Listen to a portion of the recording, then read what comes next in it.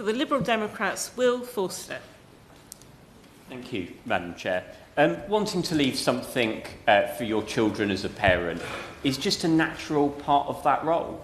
But right now, inheritance tax is quite unfair. Families face a high tax rate, which is very high by international standards, and tax-free allowances have been frozen for some time as house prices and inflation have gone up significantly.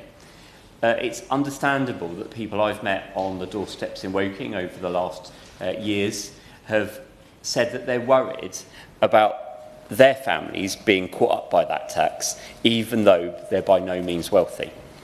Meanwhile, economists and policy experts have expressed concerns that some of the ways in which inheritance tax reliefs can be used. The aim of business property relief is to make sure that family businesses can pass from one generation to the next. And we think, and I think, and I hope everyone here agrees that that's a notable aim.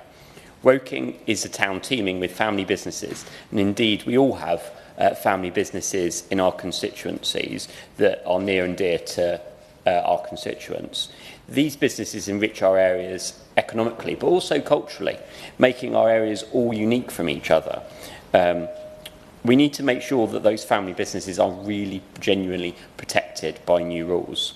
And they can continue from one generation to the next and be genuinely sustainable, so that we've got that stewardship of that history and the heritage of our local areas. However, experts point out that certain provisions within business property relief are not particularly well targeted at local family businesses or small businesses who are usually in most need of support. For example, it's been noted that 100% relief applies in the same degree to businesses of all sizes, even though you've got large corporations worth several billion or micro, small family shops or farms. There are also questions about the different accountancy practices used. These can give certain financial portfolios the same treatment as a local family-owned shop, pub or manufacturing business. I would welcome the Minister's thoughts on these issues and how they envisage supporting cherished family-owned companies that champion the heritage and local economy that I've spoken of in my constituency and elsewhere in the country.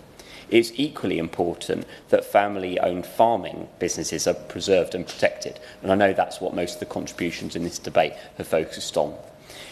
Farming is absolutely vital for our rural communities, and it provides the foundation for our whole economy, but our food security. We need to have the raw materials and guarantee that safety. As we live in a more dangerous world, we need to be able to feed ourselves. I again wish to hear the Minister's views on how we continue to support agricultural businesses, make sure they continue to operate as a family business, creating jobs and adding really good value to their area.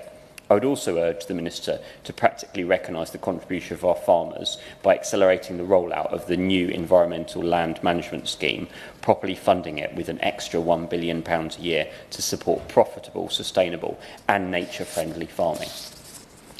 Madam Chair, after years of Conservative chaos and neglect, there is no doubt that our NHS and social care, our schools, our local authorities and other public services desperately need more investment, so I can understand why the government may look at different options for raising revenue.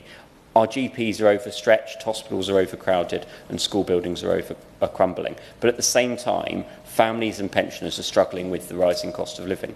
The Conservatives put up their taxes by freezing tax thresholds for years. It would be wrong to ask those residents again to pay to clear up the Conservative mess. That's why the Liberal Democrats would focus tax changes to make the system fairer, such as reversing the Conservative Party's tax cuts for big banks, imposing a proper windfall tax on super profits of oil and gas companies. Responsible public finances are essential for the stability, certainty and confidence that drive economic growth and for getting mortgage rates under control. Thank you.